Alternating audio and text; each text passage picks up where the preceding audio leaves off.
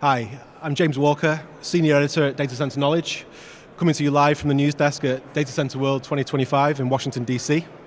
I'm here with Jeremie Eliahou Ontiveros, Technology Analyst at SemiAnalysis, a research company covering the full AI infrastructure stack and bridging the gap between semiconductors and business.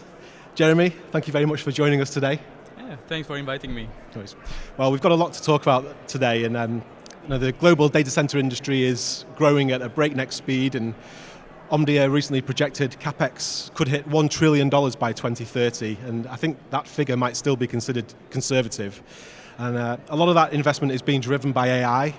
From your perspective, what are the biggest constraints on that trajectory? Is it compute, power, cooling, talent? Can the infrastructure realistically keep up? So, all the above, simple answer. But look, I would say there are two different time frames you have to look at. If you think about the short term, the next, say, 9 months, it's going to be specifically power is a big constraint. Getting access to large scale sites in the hundreds of megawatts or gigawatts is of course a huge challenge. You also want to do that in good locations, good market, to ensure that from a real estate perspective your asset has value over 15 plus years, 20 years, multi-decades, which is a tough challenge in some areas, kind of in the middle of nowhere. So power is a big constraint. There are big constraints on the rack scale system assembly, especially for NVIDIA. They're facing a couple of challenges. Funny anecdote, NVIDIA made $11 billion of sales in their last quarter, but if you ask anyone how many GB200s are actually in production, running training or inference, it's probably not a lot. It's extremely small amount. However, as you start projecting into the longer term, 2030, I would argue that it's really all about the economics. Okay. If you want to justify $1 trillion of capex, you're going to have to come up with return on investment, or at least good perspective for return on investment. So that's going to start to become increasingly the question as we start to get into that scale of investment. Right. And I would argue that also drives all the other constraints. For example, power is a constraint, but there are a lot of solutions, and we can see here at Data Center World all the solutions that people have to overcome this challenge. And at some point, it becomes an economics question. Is the shortage sharp enough to sort of force people to pay more for electricity, to use fuel cells, to use behind-the-meter natural gas? So those are all questions that, in the end, are actually decide from the economics. Does it make sense from a financial point of view? And on the hardware, the competitive landscape, with so many new HPC chips announced this year, including those with 50 times better TCO and power efficiency, do you see a dominant architecture emerging, or are we headed towards a deeper fragmentation as different use cases, cooling methods and deployment models multiply? So I would say there is clearly an emerging architecture that is winning. It's the rack scale solution. NVIDIA has introduced the NVL72 rack that everyone knows about now because 130 kilowatts. Just yesterday, Huawei announced a pretty impressive chip. The chip itself is not particularly impressive. The rack scale architecture with 384 chips able to talk together, this is a pretty impressive fit. And that's really what's dominating today. The reason is because we're getting into inference requirements that are more and more compute intensive. Where we have this trend of test time compute, which is leading people to increase the number of tokens. Like the compute requirements on the inference are skyrocketing. So you need systems that are extremely powerful on the inference side that then are able to scale beyond one GPU. That's the whole point of what NVIDIA is doing, is having 72 GPUs being able to act as one giant GPU. Right. And that's really why you're seeing those rack scale solution with extremely fast scale up network being the dominant architecture. Right, great. And then we are hearing more talk about a push towards the 1 megawatt rack. And NVIDIA's latest racks are getting close. What's the biggest technical or economic hurdles that still need to be solved to make this 1 megawatt rack attainable? So, to be clear, again, this is really important for NVIDIA because the denser the rack, the more chips can talk together at an extremely fast data rate. The main challenge is arguably on the networking front. The complexity is really skyrocketing. We're exploring unprecedented territory in terms of complexity, especially on the networking side. So I would argue that's primarily the technical constraint. So you're going to see a lot of innovations, such as co-packaged optics, for example, which enable you to not only have copper cables. FYI, there are thousands of copper cables in every single NVL72 rack. If you want to expand beyond that, at some point you're going to have to use optics, but transceivers are very power hungry, they're very expensive, so new technologies like copper cage optics are being explored to overcome the issue. Awesome.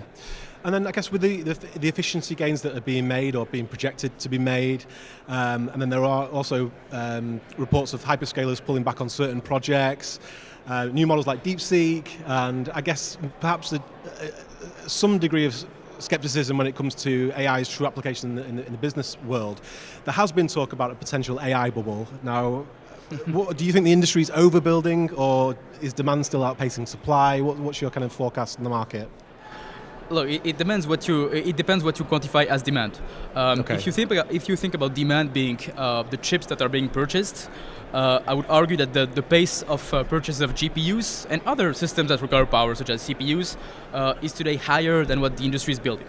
Okay. In this front, we're still underbuilding. The industry needs to build more, and given the growth rate shown by NVIDIA, quarter over quarter, they're growing sales. That's more megawatts that the industry has to absorb. Therefore, on this specific aspect, you're still underbuilding. However, the question is how well those GPUs are being utilized. I would argue that for the large AI labs such as OpenAI or Google, they're being utilized extremely well. However, it's undeniable that there is a portion of the market that is getting access to GPUs without a viable business model. So that's really the question mark. You can see startups that are raising hundreds of millions of dollars despite having no product. That is definitely something that resembles a bubble in some aspects. Okay, awesome. I'm sure you're aware that North America is really dominating the AI narrative at the moment. Being based across the Atlantic yourself, how do you see things playing out in Europe? Will the European AI market and its associated infrastructure meaningfully compete, or will it take a more specialized role as we move along? Look, first of all, I think it's not surprising that the US is dominating this industry currently, because if you think about where historically are the largest data centers located, they're in the US. Yeah. The largest self-built campuses developed by Meta, Google, they have been developing 200 megawatt type campuses for many, many years. Mm-hmm. Most of them are in North America. So it's not surprising to see large scale coming to the US. There is experience, there is fast time to market, especially compared to areas like Europe, which are so bureaucratic. France is the world's champion in bureaucracy, so building a data center takes many, many years. That's just not a good fit for AI, specifically for the training phase of AI. However, as you go towards inference requirements, you want to have the chips closer to the end users, which is going to still benefit Europe. Fantastic. And then staying on the hardware side of things, if you had to pick a dark horse technology or architecture, anything that's going under the radar, is there something that stands out that you think the industry isn't paying enough attention to right now, but that could maybe quietly shape or reshape the CapEx or OpEx? What would it be? I would say it's probably on the memory side. Currently, memory bandwidth is one of the largest constraints on the inferencing AI models. Memory bandwidth is the reason, again, we use those rack scale solutions, because the 72 GPUs in an NVL72 rack can combine their bandwidth to increase their inference capacity. However, there are many new memory technologies that are being explored today that could really reshape the industry. They're very early stage, so it's hard to know exactly when it's going to happen, but 3D memory, for example, for DRAM, not for NAND, is one of the most promising technologies out there. Okay, fantastic. And then lastly, as a journalist and editor, I've been closely following how AI is reshaping roles across industries. I guess along with many careers in the creative industries, software development, they might already be seeing an impact. But I think analysts themselves might be in the crosshairs. What are your thoughts on these new so-called deep research models and automated insight generation? How might this impact an analyst's role? Look, currently I would say it's a huge plus. I use deep research a lot. I think it's a really incredible tool. We'll see, maybe in 5 years it will be so powerful that analysts won't be needed, but I hope not. But in the foreseeable future, those are incredibly powerful tools, and I think everyone should use them because it's really a huge productivity gain. And there are many, many avenues to scale further those tools and make them better and better, while still of course having like an analyst to judge whether the content is of high enough quality. So I'll take humans are still needed in the loop. Fantastic.